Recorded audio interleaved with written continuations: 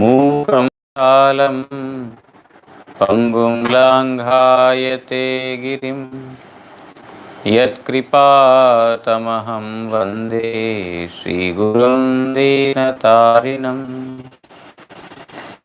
नमो विष्णुपादाय श्रीगौरप्रियमूर्तये श्रीमते भक्तिवल्लभतीर्थगोस्वामिने कृपया क्षमतां राधिजनं कलुषायुतशक्तसुधि वाञ्छाकल्पतरुभ्यश्च कृपा सिन्धुभ्य एव च पतितानां पावनेभ्यो वैष्णवेभ्यो नमो नमः। नमो महावदान्याय कृष्णप्रेमप्रदायते कृष्णाय कृष्णचैतन्य नाम्ने गौरत्विषे नमः। तप्तकाञ्चन गौराङ्गी राधे वृन्दावनेश्वरी वृषभानुसुते देवी प्रणमामि हरिप्रिये। हे कृष्ण करुणा सिन्धु दीनबन्धु जगत्पते गोपेश गोपिका कान्त राधाकान्त नमोऽस्तुते। श्रीकृष्ण चैतन्य प्रभु Nityanand Shri Advaita Gadadhar श्रीवासादि गौरभक्तवृंद।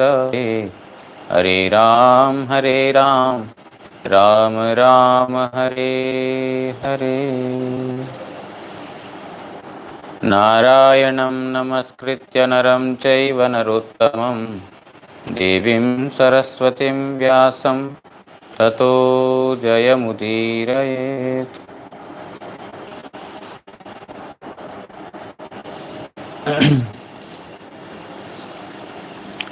So there is a question from one devotee. I thought I would answer yesterday, but I couldn't complete the purport on time. So I will take up the question first, and after that we will go through the next verse of Srimad Bhagavatam. The question is, during Kartik, you explained that Supreme Lord doesn't look at the shortcomings or faults of a devotee. You gave an example of Gajendra.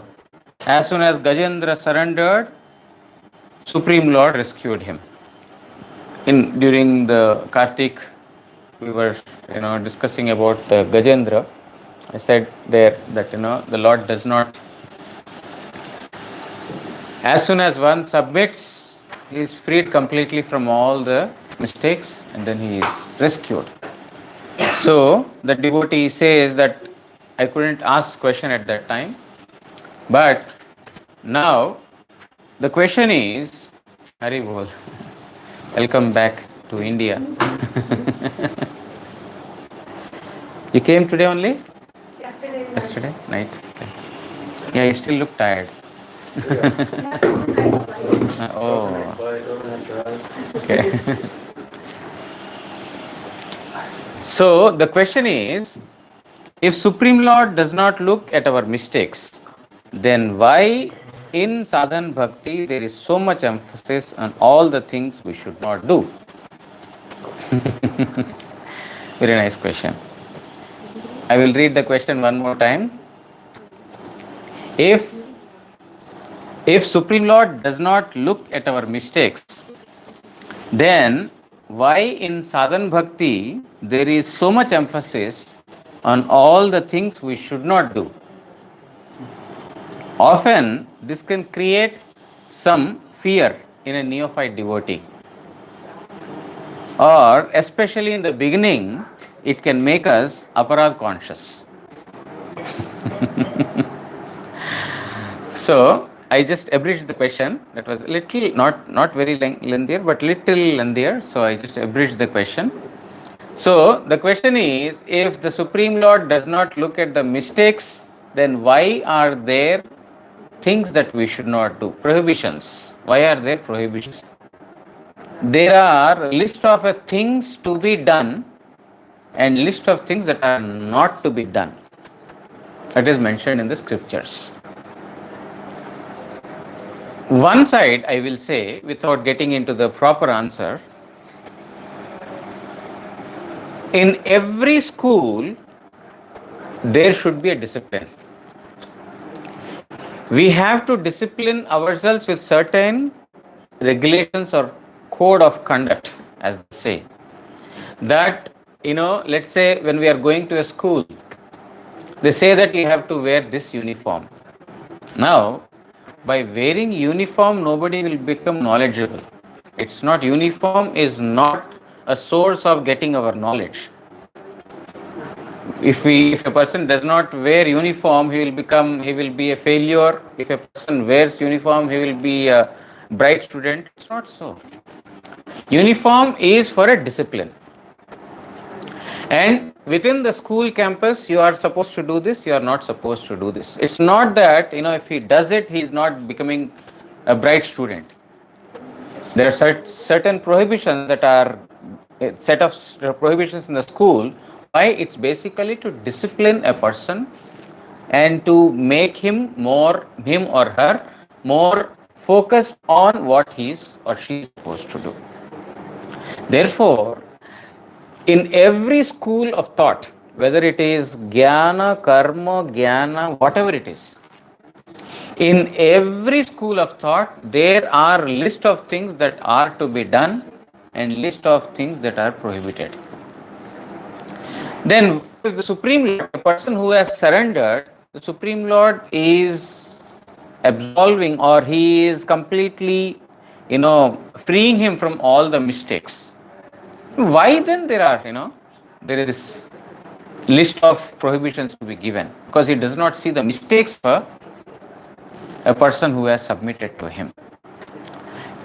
It is true that the Supreme Lord does not see the mistake of a person who has surrendered, what his or her previous life is, whether he has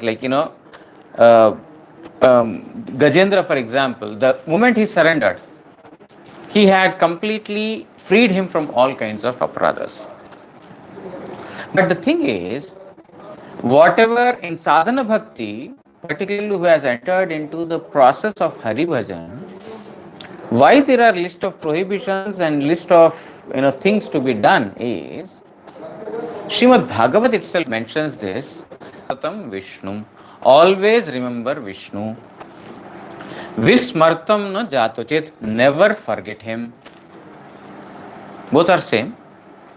Always remember Krishna, don't forget Krishna. Sarva vidhi nishedana. Vidhi means do's, prescribed activities. All the do's or the prescribed activities are to make us remember the Supreme Lord. There are a set of rules also. You have to do this, you have to do this, chant more, do this, do that. This is sadhana. Why are these set of rules? So that we are reminded more about Supreme Lord Sri Krishna. Nishedhanam, and there are also prohibitions. Why are there prohibitions? Vismartam na jatuchit, to not forget Supreme Lord. By engaging ourselves in these activities, we will become forgetful of him. Or they are detrimental prohibitions. As a person who has entered into Krishna Bhakti is not aware of what are the things to be done and what are not to be done. Just like, chant.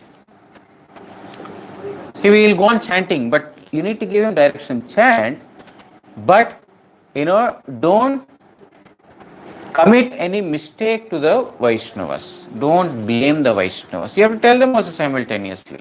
Now he is going on chanting, but he is not aware of what he is not supposed to do. If he is not aware of what he is supposed to do, then his sadhana will not be very pakka, will not be sound, will not be very, strong. Other side, there are holes in the bucket. So, even though he is putting the water, it is going through the hole. So, both are important, putting water in the bucket and stopping the holes, blocking the holes.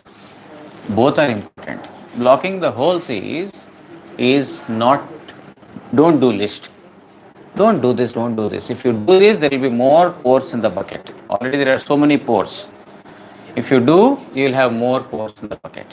So, these prohibitions or not do's or mistakes that are mentioned in bhakti are not basically to become overly conscious about that.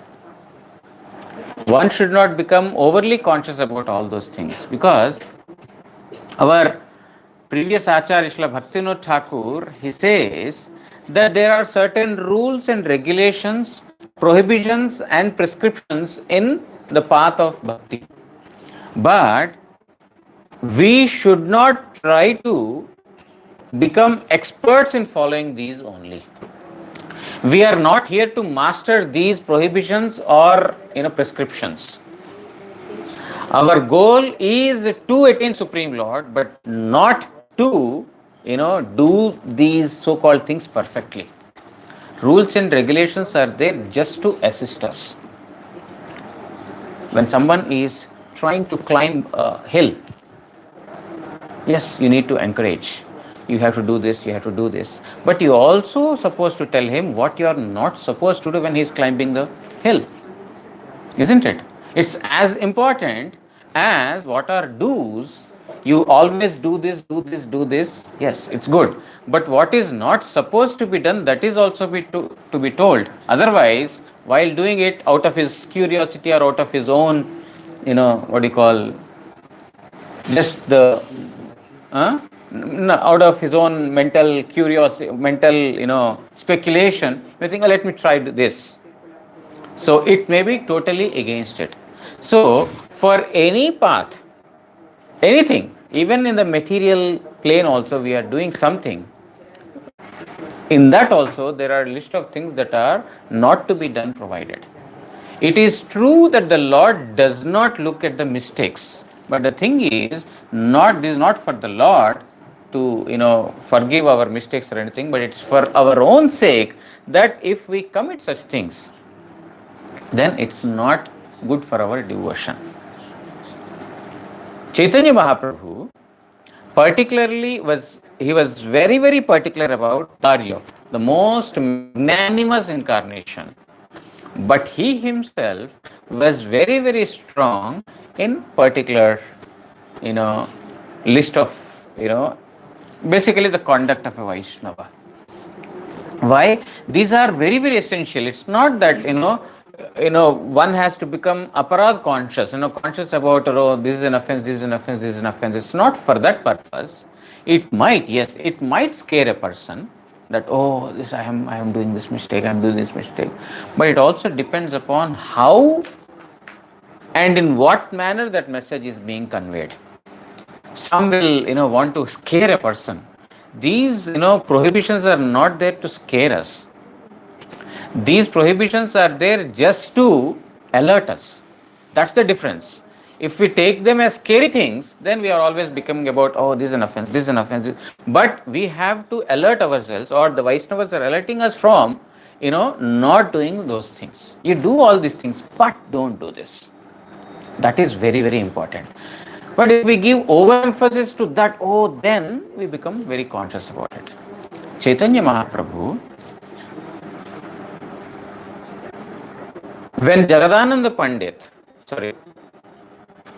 Jagadananda Pandit, when Goswami came to Puri Dham, he is already greatly disturbed that he is not able to stay in the very close vicinity of Chaitanya Mahaprabhu because of his, lowly activities. He is calling himself Mleccha. Therefore, he is not able to, he cannot stay in the close vicinity of Chaitanya Mahaprabhu. Then, when he was traveling from Vrindavan to Jagannath Puri Dham, he had developed so many blisters, not only on his feet, but all over his body, sores and blisters, right? Because he was drinking water from various places. He was walking in hot sun, and then he's sleeping, taking rest wherever he gets an opportunity. Some days he's not sleeping at all. Due to all this, his body has developed so many blisters. So one thing is that he is not able to stay very close to Mahaprabhu. The other thing is that his body is totally, become unfit to even show to Chaitanya Mahaprabhu. On top of it, whenever Chaitanya Mahaprabhu comes to Haridas Thakur's place, Haridas Thakur, it's Sanatana Goswami used to stay there. So whenever he used to come to Haridas Thakur's place, he would embrace Sanatana Goswami. That would disturb Sanatana Goswami even further, because the whatever liquids or the fluid that oozes out of these blisters is spoiling the body of Chaitanya Mahaprabhu. He is feeling like this.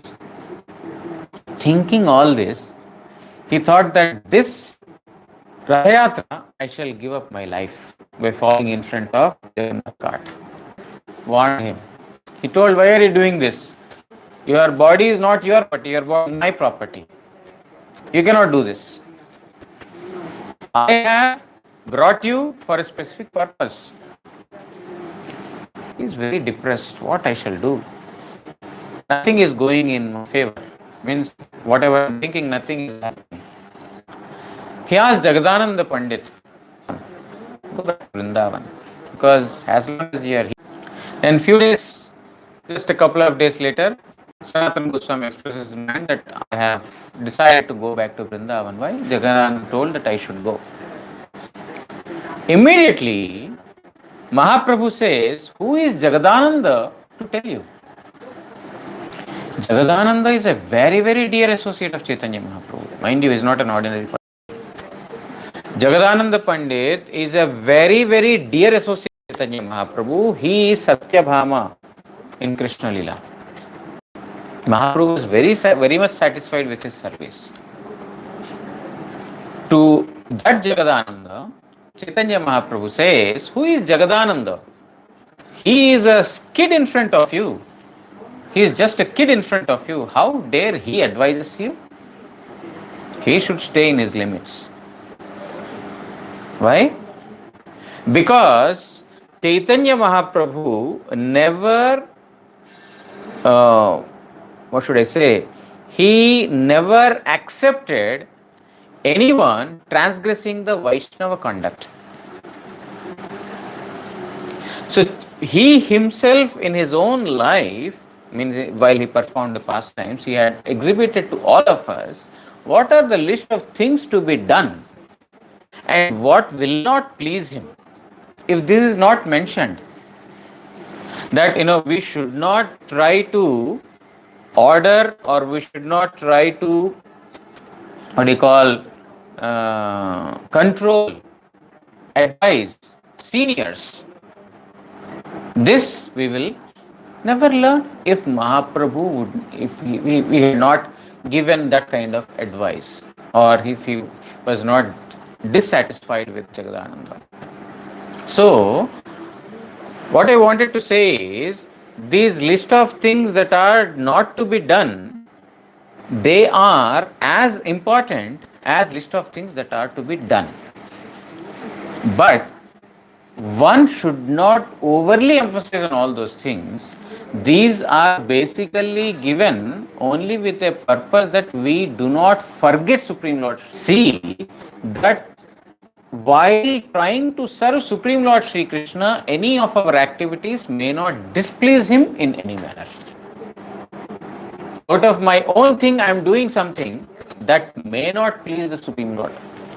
For that purpose, these prohibitions are there. Are presented in a manner which are beneficial for a sadhaka, for a practitioner, then it will be nice. But if they are presented in a manner to scare others, then it's basically it's not the right manner. The Lord, the devotees, they are not scaring us by this. Sometimes the presenters present in such a manner that this is aparad, why this is aparad. No. You have to tell it in a manner which is actually beneficial for others. Not something like he becomes repulsive to it. I have so many things in bhakti, so many rules and regulations. No. It is done. I always say this, that these activities are done to please Supreme Lord Sri Krishna. The target is to please Supreme Lord Sri Krishna. By doing this, the Lord is not pleased. Therefore, I refrain from that. Anukulyasya sankalpa pratikulyasya vivarjanam. This is the symbol of, or this is the symptom of Sharanagati. That accept that which is favorable, reject which is not favorable. Not favorable is the list of prohibitions. These are not favorable to Krishna Bhakti, therefore we will give up. But not with any other purpose.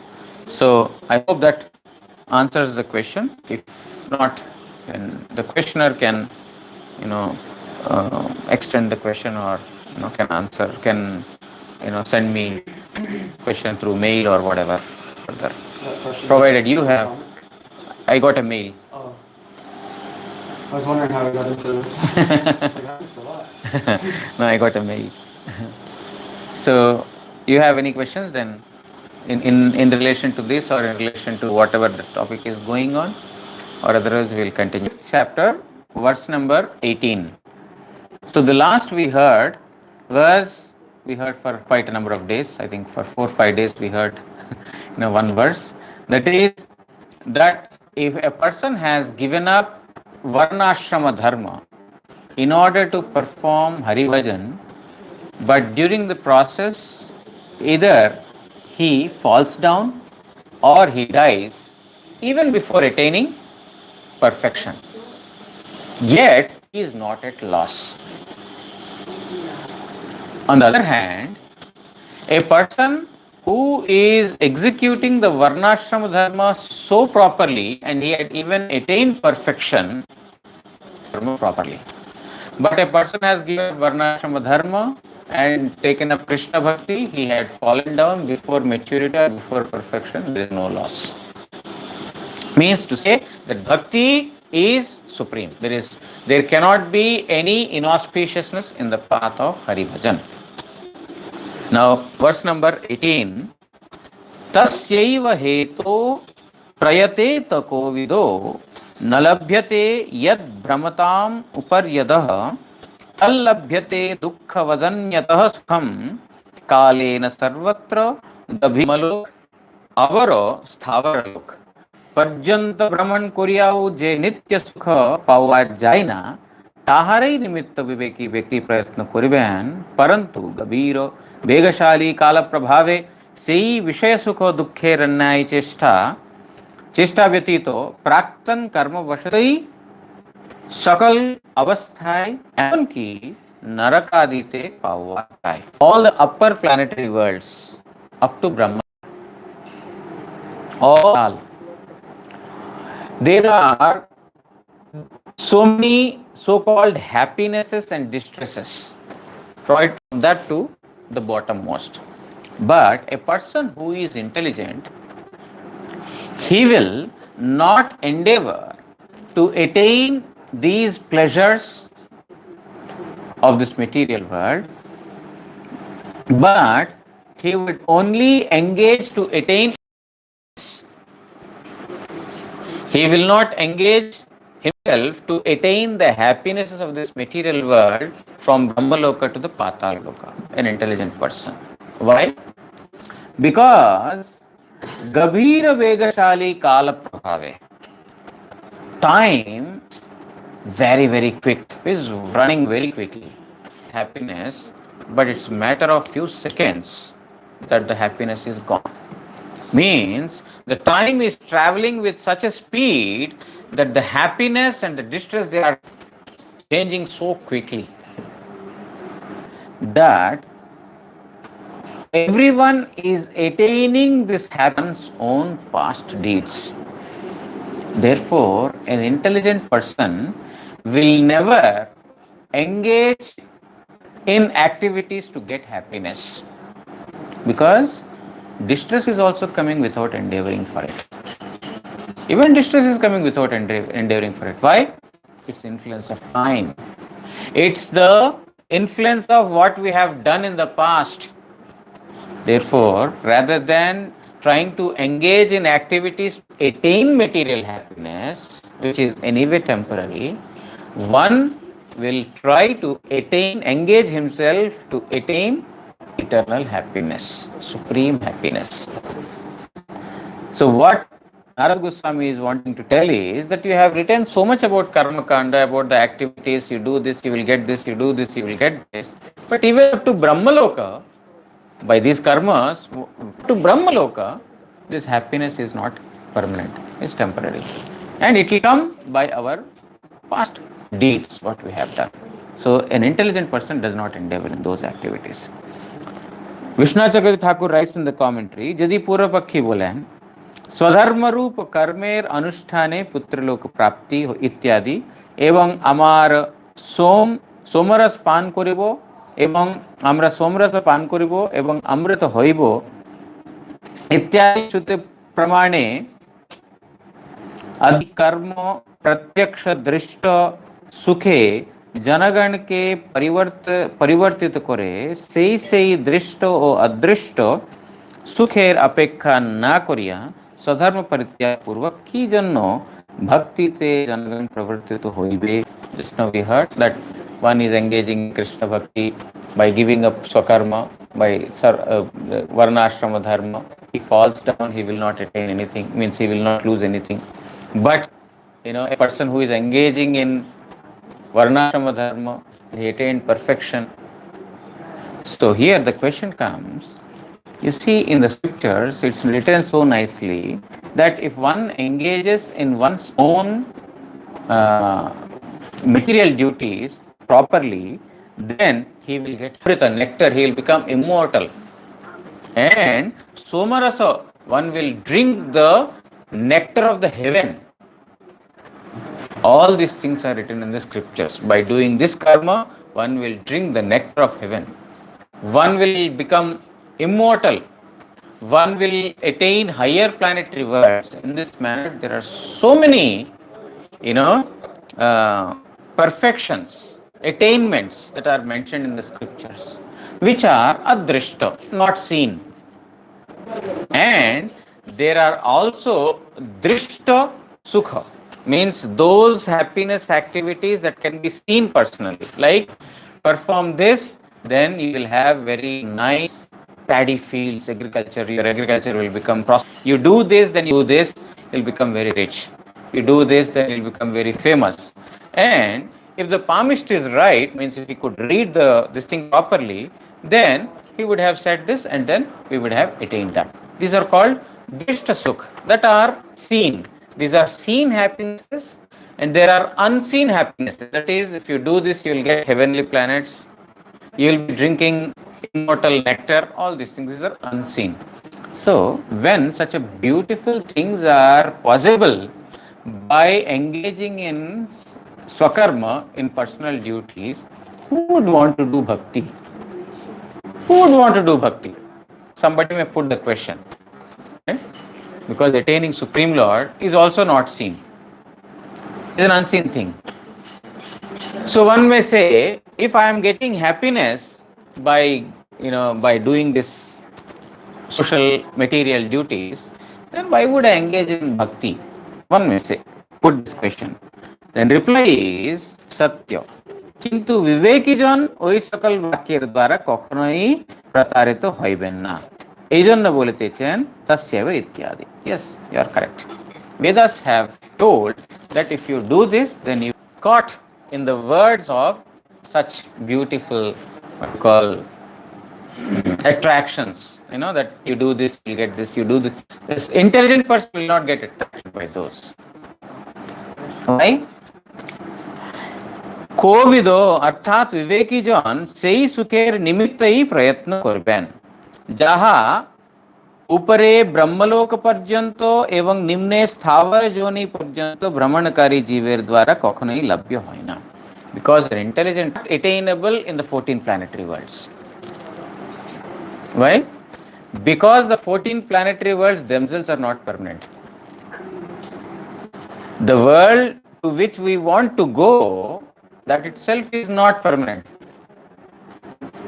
isn't it? Brahmaloka, Satyaloka, Marloka, all these things we have to perform severe penances, let's say 100 lifetimes of penances or 100 years of penances one has to perform. Now, when we became successful in all these things, we'll come to know the time of dissolution has already come. The time for dissolution has already come.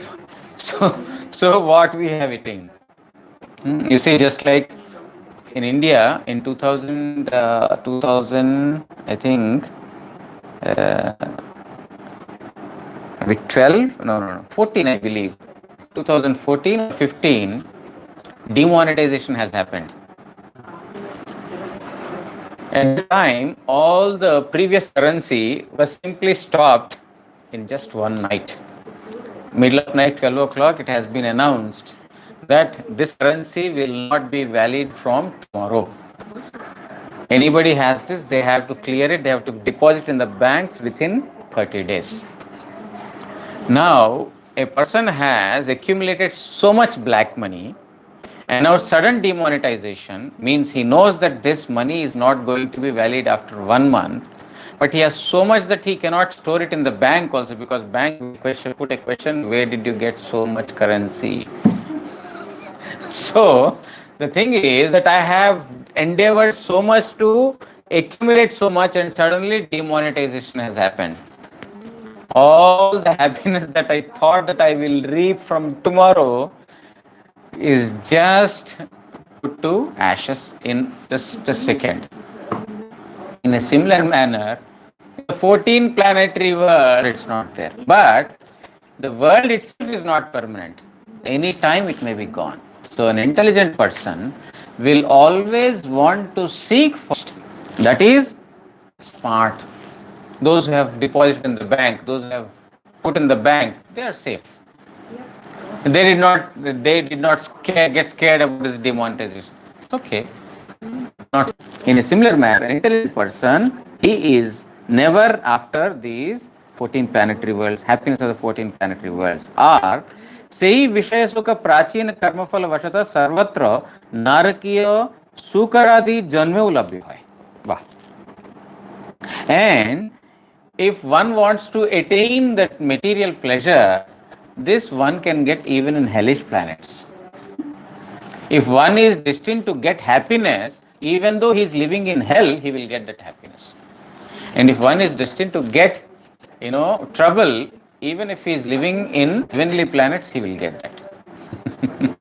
Because ultimately one will get what one is destined to get. I am destined to happiness, I will not get. सेरूप प्राक्तन कर्मफल वशतः सर्वत्रयी प्राकृत विषय सुखेर भोग होइया थाके. Just like one has to suffer the miseries, whatever is coming to him, even not endeavoring for it, they come by themselves without invitation, without endeavoring for it. In a similar manner, whatever we have done in the past, the good results of that, when they come, one will automatically reap those happinesses. Then why should one waste time in trying to attain those pleasures which are available automatically? It's not a wisdom that it's always there, it's already there, and you are endeavoring for it. A cake is lying in front of you. Let me go to a market and buy a piece of cake for me. It's there in front of you. Why are you not eating it? Just put it in your mouth. That's all. Finished. So it's like this. And even if you go to a market, you bought a cake and you thought that, okay, I'll go back to my house and then I'll eat it. On the way, it's spilled. It's finished. So if it's not destined for you, even if you purchase it, it's not going to be there. So don't endeavor for which is not there, and don't overly get tensed for what is not anyway in your control. সেই জন্য উক্ত হইয়াছে দেহধারী জীবগণের নিকট দুঃখ সমূহ না চাহিলেও যেমন আসে সুখও সেই রূপ না চাহিলেও প্রাপ্ত হইয়া যায়. কারণ এই বিষয়ে দেবই একমাত্র হেতু. Because only destiny is the supreme reason for our getting and happiness or distress. Therefore, one will get happiness also without endeavoring for it. A wise person, intelligent man, will not endeavor for either happiness or distress. He will simply try to attain eternal, or he will endeavor for eternal happiness only.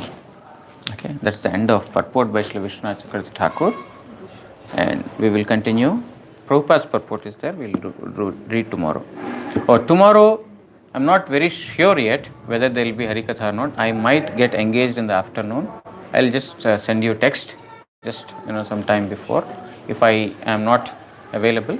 Otherwise, if I don't send you a message, means there's going to be Katha. I usually see, I log in around like 4 and I see if you're live on the Hindi. Okay. And I say, okay, for sure. वाञ्छाकल्पतरुभ्यश्च कृपा सिन्धुभ्य एव च पतितानां पावनेभ्यो वैष्णवेभ्यो नमो नमः। श्री श्री गुरु गौरांग गांधर्विका गिरिधारी